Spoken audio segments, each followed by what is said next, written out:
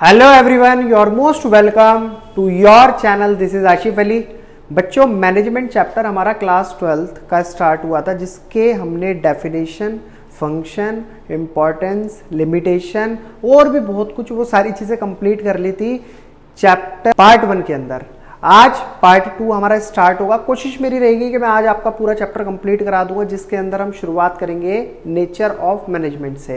जैसे कि आपको पता है, देखो रटी रटाई बातें जो किताबी ज्ञान है वो तो आप खुद भी ले लोगे किताबों से पढ़कर, लेकिन मेरा मेन मोटिव यहाँ पर ये होता है आपको पढ़ाने का कि मैं आपको प्रैक्टिकल और रियल लाइफ एग्जाम्पल से आपको पूरी समझाने की कोशिश करता हूँ। तो चलिए बिना ज़्यादा समय ना खराब करते हुए आज की करते हैं वीडियो को शुरू। वीडियो शुरू करने से पहले आपको एक बात बता देता हूं, अगर आपको नोट्स चाहिए इस चैप्टर के जो मैं पढ़ा रहा हूं as it is same notes, आपको मैंने वीडियो के डिस्क्रिप्शन में टेलीग्राम चैनल का लिंक दे दिया है। फटाफट क्लिक कीजिए, वहां से अपने नोट्स डाउनलोड कर लीजिए।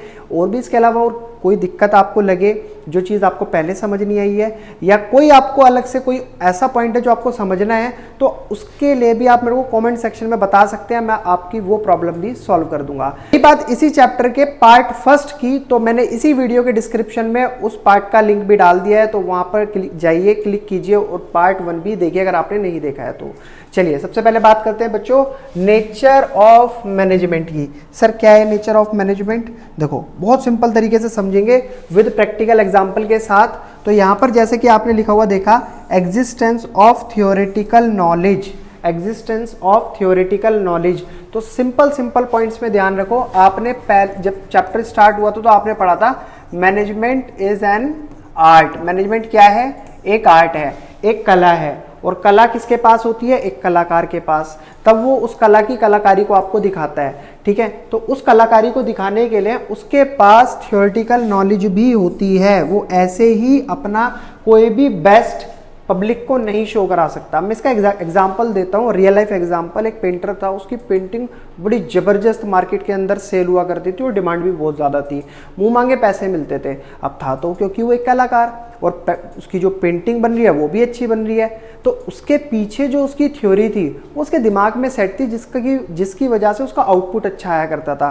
वो थ्योरी क्या थी? उसको कलर ग्रेडिंग्स के बारे में पता था, उसे हर टाइप के कलर के बारे में पता हुआ करता था, शेडोज क्या होती हैं, सारी चीज़ें उसके दिमाग में सेट थी, तभी तो उसका आउटपुट अच्छा आ रहा था। तो इसीलिए जो मैनेजमेंट का नेचर है उसके अंदर एग्जिस्ट करती है थियोरेटिकल नॉलेज। यानी कि जो अभी आप पढ़ रहे हो ना क्लास 12th के अंदर, कहाँ से शुरुआत हुई है? Planning, organising, staffing, directing, controlling. ये सब क्या है? आप थ्योरी तो गेन कर रहे हो, सारी चीज़ों की थ्योरी पढ़ रहे हो, दिमाग में सेट कर रहे हो, फिर फ्यूचर में जब आप किसी कंपनी के अंदर जाओगे तो इन थ्योरीज को अप्लाई करोगे।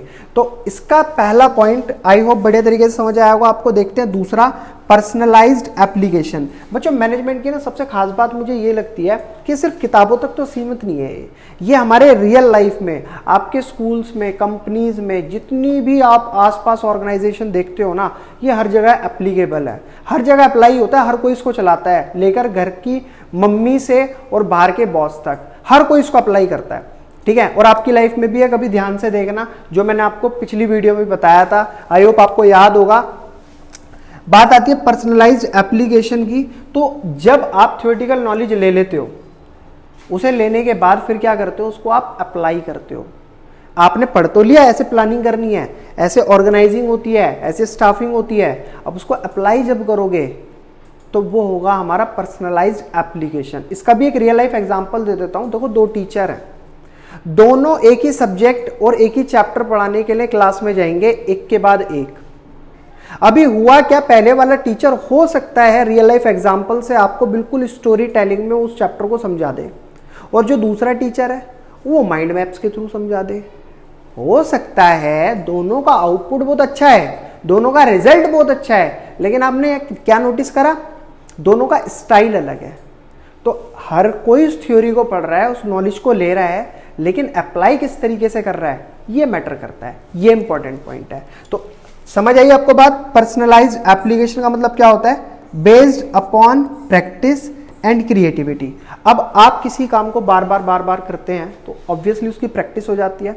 फॉर एग्जाम्पल, आप स्कूल का कोई फंक्शन ऑर्गेनाइज करते हैं, ठीक है, आपको इस साल भी ऑर्गेनाइज करने के लिए उसका ऑर्डर मिला, स्कूल के स्टूडेंट हो आपने करा, बहुत सारी चीज़ें ऐसी रही होंगी जो बहुत परफेक्ट हुई होंगी, और बहुत सारी चीज़ें ऐसी भी रही होंगी जिसके अंदर काफ़ी कमियां रह गई होंगी। फॉर एग्जाम्पल, स्टेज पे खड़े होकर बच्चे डांस कर रहे थे और डांस करते करते दौरान डीजे बंद हो गया, ठीक है। अब नेक्स्ट टाइम आप क्या ध्यान रखोगे? आप ये ध्यान रखोगे कि मुझे एक बैकअप लेकर चलना पड़ेगा, जिससे कि साउंड सिस्टम अगर किसी वजह से ब्रेक डाउन हो जाए तो मैं फटाफट अपना अरेंजमेंट कर दूं वहां पर, ठीक है। तो ये किस चीज से आता है? जब हम बार बार किसी काम को करते हैं तो उसकी प्रैक्टिस होती है और उसके छोटे छोटे से लूज पॉइंट्स, ब्रेक पॉइंट्स हमें पकड़ में आते हैं और उन चीजों को हम पहले से ही सेट करके चलते हैं। नेक्स्ट पॉइंट यहां पर आया बच्चों, क्रिएटिविटी। अब क्रिएटिविटी तो होनी यार जरूरी है। देखो, लॉजिकली दिमाग लगाकर चलोगे तो जिंदगी में हमेशा आगे बढ़ोगे।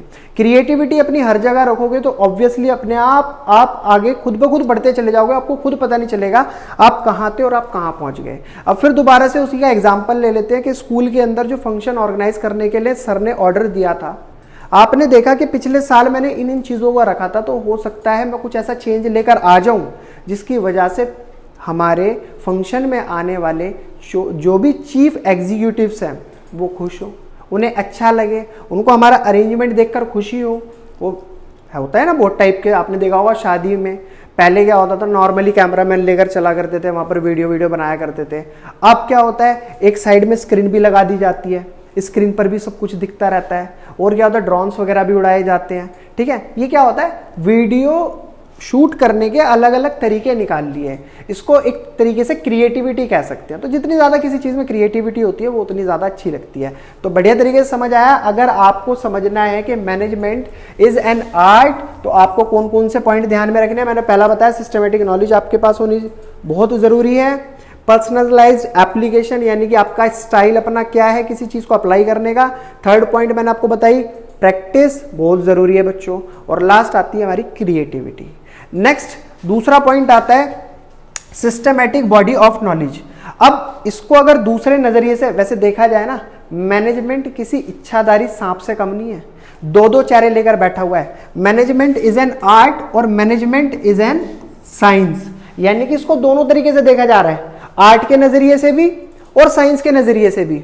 और मजेदार बात यह है, देख कौन रहा है, कॉमर्स के स्टूडेंट आर्ट्स पे भी नजर रखे हुए हैं और साइंस पे भी नजर रखे हुए हैं। तो चलिए इसको समझते हैं, मैनेजमेंट एज एन साइंस।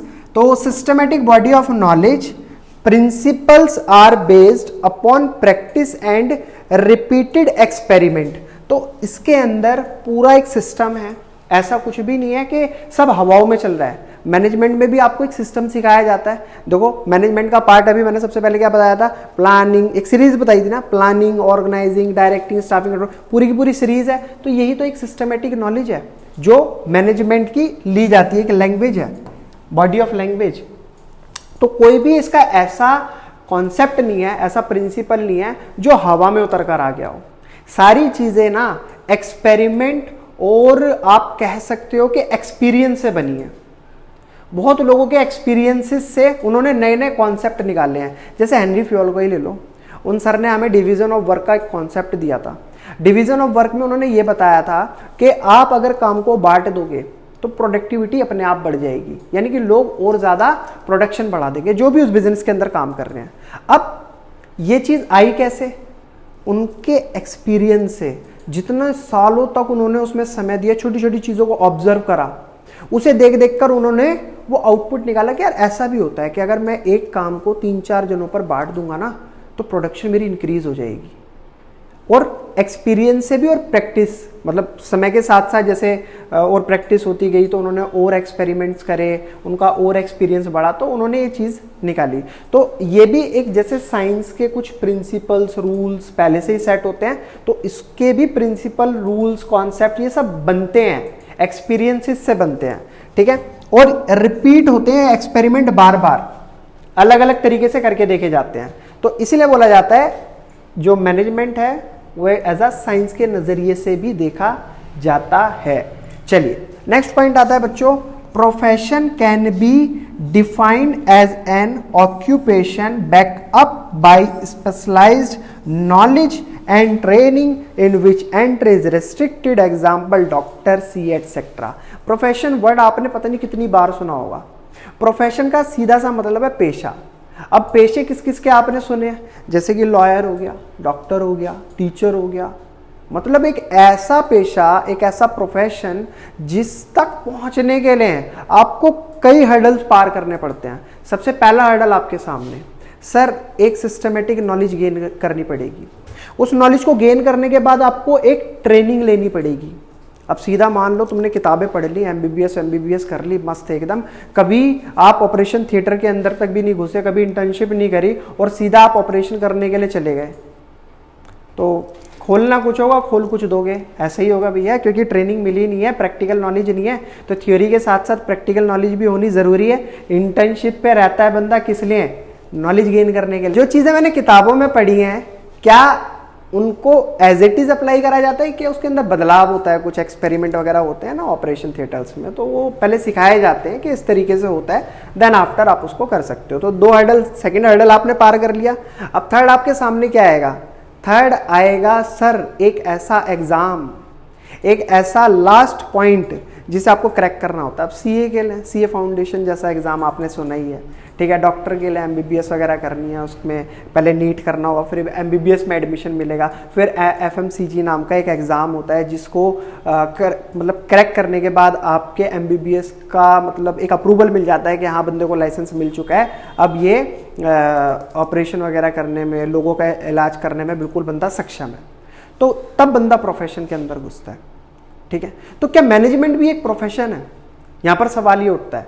तो बच्चों मैनेजमेंट एक पार्शियली प्रोफेशन है, पूरी तरीके से नहीं कह सकते लेकिन है।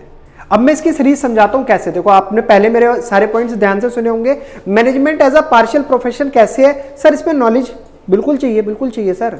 आप एमबीए बीबीए करते हैं, क्यों करते हैं? नॉलेज के लिए करते हैं। फिर उसको हम अप्लाई करते हैं, सिखाया जाता है, अलग अलग कंपनियों में लगाया जाता है, इंटर्नशिप होती है, वहां पर बंदा अप्लाई करता है, मैनेजमेंट देखता है कि किस तरीके से काम करता है। तो सेकंड हर्डल जो पहले वाले उसमें था वो इसमें भी है। थर्ड, क्या हर किसी को मैनेजमेंट की मंजूरी मिल सकती है या पर्टिकुलर बंदों को ही मिल सकती है? तो हर किसी को मिल सकती है। अगर आपने कोई डिग्री नहीं भी लिया ना तो भी आप मैनेजमेंट देख सकते हैं। और ऐसे पता नहीं न जाने कितने लोग हैं जो इतनी बड़ी बड़ी कंपनियों में सारा मैनेजमेंट देख रहे हैं, मैनेजर बने बैठे हैं और उनके पास कोई डिग्री भी नहीं है, वो काम कर रहे हैं अपने एक्सपीरियंस के हिसाब से बच्चों, ठीक है। तो यहां पर ऐसा कोई पर्टिकुलर वो नहीं है कि भैया एग्जाम ये वाला क्रैक करना पड़ेगा तो ही आप मैनेजमेंट चला सकते हो, ऐसा कुछ नहीं है, सिंपल। चलिए ये भी समझ आ गया है कि हमारे मैनेजमेंट के कैसे नेचर थे। सर सिस्टमेटिक नॉलेज चाहिए और बंदा अलग तरीके से उसको अप्लाई करने वाला होना चाहिए और उसके अंदर क्रिएटिविटी होनी चाहिए, प्रैक्टिस से बार बार वो इंप्रूव करता रहेगा। एज अ साइंस में हमने सीखा सारे कॉन्सेप्ट्स, रूल्स, रेगुलेशंस और जितने भी प्रिंसिपल्स हैं, जैसे साइंटिफिक होते हैं केमिस्ट्री वगैरह के, पीरियडिक टेबल हो गई, इसी तरीके से हमारे मैनेजमेंट के भी होते हैं, लेकिन ये एक्सपेरिमेंट से निकल कर आते हैं, एक्सपीरियंस से निकल कर आते हैं, हवाओं में कुछ नहीं आया। प्रोफेशन, मैनेजमेंट प्रोफेशन भी है और एक पार्शियल प्रोफेशन है, तो जो कि मैं तुम्हें बता चुका हूँ। एक पर्टिकुलर जो हमारा सही सटीक प्रोफेशन होता है उसके लिए हमारे पास किन किन क्राइटेरिया को हमें मतलब क्रैक करना पड़ता है, और नॉर्मली पार्शियल प्रोफेशन हमने मैनेजमेंट को क्यों बोला ये भी चीज़ मैं तुम्हें बता चुका हूँ। चलिए अगर सारी चीज़ें समझ आई हैं तो बढ़ते हैं आगे की तरफ। अब इसके अंदर आपके सामने आते हैं most important part, level of management. Management के सर लेवल भी होते हैं? तो बच्चों बिल्कुल लेवल होते हैं मैनेजमेंट के। मैंने बताया था ना, स्टार्टिंग में बता दिया था आपको, मैनेजमेंट हर जगह लग रहा है सर। परवेसिव, एक वर्ड टर्म का यूज करा था, परवेसिव, एवरीवेयर। मैनेजमेंट हर जगह है, चाहे तुम्हारा सेल्स डिपार्टमेंट है, प्रोडक्शन डिपार्टमेंट है, ठीक है, जो भी है, एडवर्टाइजमेंट डिपार्टमेंट है, हर जगह आपका मैनेजमेंट काम करता है। तो इसी तरीके से मैनेजमेंट के ना 3 इन्होंने लेवल बांट दिए। पहला है टॉप। तो आज हम ज्यादा नहीं टॉप के बारे में बात करते हैं, थोड़ा पढ़ते हैं, अच्छा पढ़ते हैं, समझकर पढ़ते हैं, वो ज्यादा बेटर है एक दिन में पूरा चैप्टर करने से। कराने के लिए 10 मिनट लगेगी, मैं और आगे की भी चीजें करा दूंगा, फायदा कुछ नहीं है। तो हम आज टॉप लेवल मैनेजमेंट कवर करेंगे सिर्फ। उसके आने वाले लेक्चर में मैं दोनों कवर करा दूंगा और बाकी के जो टॉपिक पढ़े होंगे वो भी कवर करके अपना चैप्टर फिनिश। चलिए टॉप लेवल मैनेजमेंट की बात करते हैं सर। टॉप लेवल मैनेजमेंट के अंदर जितने भी सीनियर मोस्ट एग्जीक्यूटिव हैं ऑर्गेनाइजेशन के, वो सब लोग आते हैं। Just like CEO, full form तो पता होगी आपको, नहीं पता मैं बता देता हूं, चीफ एग्जीक्यूटिव ऑफिसर। दूसरा होता है CFO, chief financial officer. President आपको पता ही है, वाइस प्रेसिडेंट आपको पता है, एमडी मैनेजिंग डायरेक्टर, और क्या है, चेयरमैन। ये सब लोग जो है टॉप लेवल में घुसे हुए हैं। ये टॉप लेवल मैनेजमेंट का पार्ट होते हैं बच्चों। इनके काम क्या होते हैं? मजे मार रहे हैं बैठकर? नहीं, मजे नहीं मार रहे, बहुत बहुत बड़ी रिस्पॉन्सिबिलिटी देख रहे हैं for welfare and survival of the organisation. Organisation के हित में जो जो चीजें हो सकती हैं उनके बारे में ये सोचेंगे। ऑर्गेनाइजेशन को सर्वाइव कैसे करवाना है मार्केट के अंदर, किस तरीके से लॉन्ग टर्म तक लेकर जाना है, वो सारी चीजों का जोर दबाव, सारी टेंशन इनके दिमाग में होती है। इन्हें देखना इनका काम है और किसी का काम नहीं है, क्योंकि भैया सीनियर मोस्ट एग्जीक्यूटिव है ये पूरी ऑर्गेनाइजेशन के, तो ये काम तो यही देखेंगे। नेक्स्ट पॉइंट आता है बच्चों, formulating the organisation goal and strategies. जितने भी गोल सेट करने हैं, जो मतलब इनसे नीचे वाले लोग उनको अचीव करेंगे, हालांकि जब ये गोल सेट करेंगे तभी तो नीचे वाले लोग उनको अचीव करेंगे, और जितनी भी स्ट्रेटेजीज हैं कि काम को किस तरीके से कैसे क्या करना है, मतलब जो भी ये स्ट्रेटेजीज बनाएंगे उनको मिडल लेवल और जो बिल्कुल नीचे वाला लेवल है लोअर लेवल वो फॉलो करेंगे। इनकी स्ट्रेटेजीज, इनके रूल्स, इनके रेगुलेशन, अगर ये कोई गोल बना रहे हैं तो उसको अचीव करना है, सीधी सी बात है, उन्होंने टारगेट सेट कर दिया। नेक्स्ट आता है responsible for all the activities of the business and for its impact on society. Society से आने वाला कोई भी इंपैक्ट, कंपनी के नाम का धब्बा तो बनेगा ही बनेगा अगर ये किसी वजह से कोई गलत कार्य करते पकड़े हुए गए, या कंपनी का कोई भी बंदा ऐसा कोई काम कर देता है जिसकी वजह से कंपनी का नाम डूब जाता है, तो भैया कंपनी का तो डूबेगा डूबेगा। बेचारे इन CFO CEO की इतनी बड़ी जिम्मेदारी होती है कि इनके नाम पे भी धब्बा लग जाता है। देखा होगा आपने, बहुत सारी कंपनियां ऐसी होती हैं कि इस कंपनी के मालिक ने ये फ्रॉड करा, और कभी कभी ऐसा होता है कि ऑर्गेनाइजेशन के पूरे ऑर्गेनाइजेशन के किसी एक बंदे ने वो गलती करी होती है, लेकिन पिस्ता कौन है? उसके टॉप लेवल में बैठा हुआ वो बंदा, जो मतलब एक तरीके से तुम कह सकते हो इन लोगों को कि ये स्टीयरिंग व्हील पर बैठे हुए हैं, इनके हिसाब से, मतलब इनके पीछे पीछे ये कंपनी को चला रहे हैं। तो जो भी काम होगा वो इनको झेलना पड़ेगा, जो भी एक्टिविटी होगी, चाहे वो अच्छी हो चाहे वो बुरी एक्टिविटी हो, किसकी? बिजनेस की। For it impact on the society, जो भी इंपैक्ट आएगा वो इनको देखना पड़ेगा, कंपनी को देखना पड़ेगा। इसके नीचे वाले तो बात की बात है। नेक्स्ट पॉइंट आता है बच्चों, analyse the business and it's implication for the survival. ये चीजों का एनालाइज करते रहते हैं, क्या हो रहा है, कैसे हो रहा है, कैसे करना है, कंपनी का प्रॉफिट पिछले साल कितना था, किन वजहों से ये प्रॉफिट निकल कर आया था, और इस साल इतना कम आ रहा है तो क्यों आ रहा है। ये हर चीज को ना इर्द गिर्द देखते रहते हैं। जस्ट लाइक आप एक बात बताता हूँ मैं, नेटफ्लिक्स ले लो, अभी मैं रिसेंटली बताता हूँ, तो वो बहुत सारी ऐसी OTT प्लेटफॉर्म मार्केट के अंदर आए, इन्होंने देखा भैया मार्केट के अंदर कंपटीशन बढ़ता जा रहा है, कंपटीशन बढ़ेगा तो हमें दिक्कत आएगी, तो इन्होंने दिमाग क्या लगाया कि अपना जो कंटेंट इन्होंने नेटफ्लिक्स का डाला हुआ था उसको हर लैंग्वेज में कन्वर्ट करवा दिया। यानी कि अब अपनी कंट्री में तो चल ही रहा है, दूसरी स्टेट दूसरी कंट्रियों के अंदर भी वो एलिजिबल है। भैया हर लैंग्वेज में अवेलेबल है तो हर कोई देख सकता है ना, ऑल ऑफ द वर्ल्ड हर कोई देख सकता है। तो इन्होंने क्या दिमाग लगाया, उसके सर्वाइवल के लिए एक इम्प्लीकेशन करी जहां पर उसकी लैंग्वेज हर कंट्री के हिसाब से करवा दी। अब हर कोई देखेगा, मस्त एकदम बढ़िया चलेगी। Coordination the activity of different department according to the overall objectives of the organisation. Last point, most important point, company के अंदर यानी कि ऑर्गेनाइजेशन के अंदर जितनी भी एक्टिविटीज होती हैं, जैसे अभी मैंने थोड़ी देर पहले भी बताया था, एडवर्टीजमेंट डिपार्टमेंट अलग होता है, सेल्स अलग होता है, प्रोडक्शन डिपार्टमेंट अलग होता है, तो उन सभी डिपार्टमेंट को एक साथ कोऑर्डिनेट करना, उनको एक तरीके से चलाना, सबके अंदर एक ऐसी आग भर देना कि जो हर बंदा अपनी ऑर्गेनाइजेशन के गोल को अचीव करने के लिए एक दूसरे का हाथ पकड़कर चले कि भैया हमें तो ऑर्गेनाइजेशन का गोल अचीव करना है। तो वो मोटिवेशन, वो उनके अंदर डालने वाली एक्टिविटी कौन करता है? ये टॉप लेवल मैनेजमेंट, क्योंकि चला ही ये रहा है, एक तरीके से मालिक कह सकते हो आप, कंपनी के मालिक होते हैं, ठीक है। तो आई होप इतनी बातें जो मैंने आपको समझाई ये बढ़िया तरीके से समझ आई होंगी। बस आज की वीडियो में इतना ही रहने देते हैं, बाकी सारी मैं बातें आपको ऑलरेडी बता चुका हूँ, नोट्स और आपके वीडियो का लिंक वगैरह सारी चीजें, चैनल डिस्क्रिप्शन सब मैंने इसके अंदर भर रखा है। वहां जाओ, लिंक पर क्लिक करो, सारी चीजें आपको वहां पर मिल जाएंगी। किसी भी तरीके की और कोई तकलीफ है, कोई परेशानी है, कमेंट में बता सकते हो। ये वैसे फर्ज बनता है आपका कमेंट करना। वीडियो अच्छी लगी तो भी बताओ, नहीं लगी है तो भी बताओ, कोई इशू है तो भी बताओ, मुझे भी अच्छा लगेगा, मेरे को भी मोटिवेशन मिलेगा। चलिए बच्चों, फिर मिलते हैं आपसे अगले नए लेक्चर में, नई वीडियो में, नए टॉपिक के साथ। तब तक के लिए धन्यवाद।